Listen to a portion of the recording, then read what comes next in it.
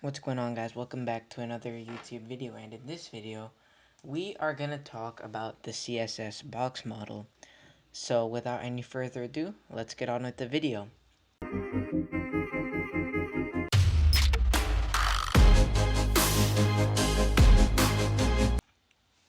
So on my channel I have made videos about margin, border, and padding, and the CSS box model really ties all those three concepts together, and I'm going to show you how. So we are back with Paint, and so let's demonstrate how this works. So first I'm just going to start off with our content. So here, this is our content,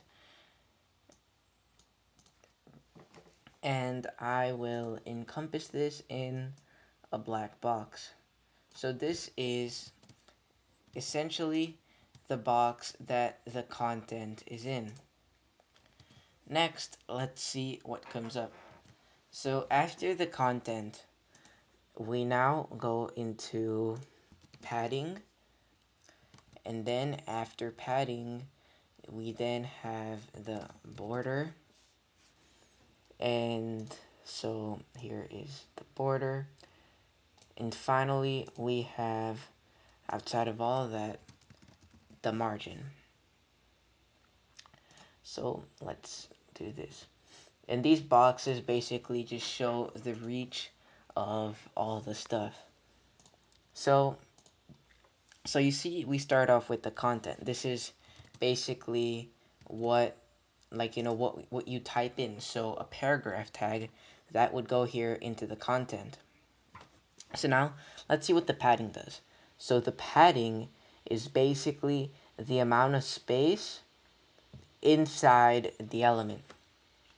So you have the content box that stays the same, and the padding basically controls the spacing between the content and the border. So this section right here, the border, this is all filled in. So let me just make that a little clearer. So the border here, it's like, actually colored in, and I made a video on the border. So this is just to let you know that the border isn't a spacing box, kind of like how the padding is. It is essentially the border of this element. So the padding is this spacing, this is a spacing between the content and the border. So the border is obviously the border. It's there. The border just, borders the element. So after that, we go into margin. And margin is the space from the border extruding outwards. So basically, what the margin does is that it controls how much space is between the element and other objects. So basically, how much space is between the border of the element and other things. So the margin of the element is similar to the padding of the element, in the sense that both of them regulate spacing.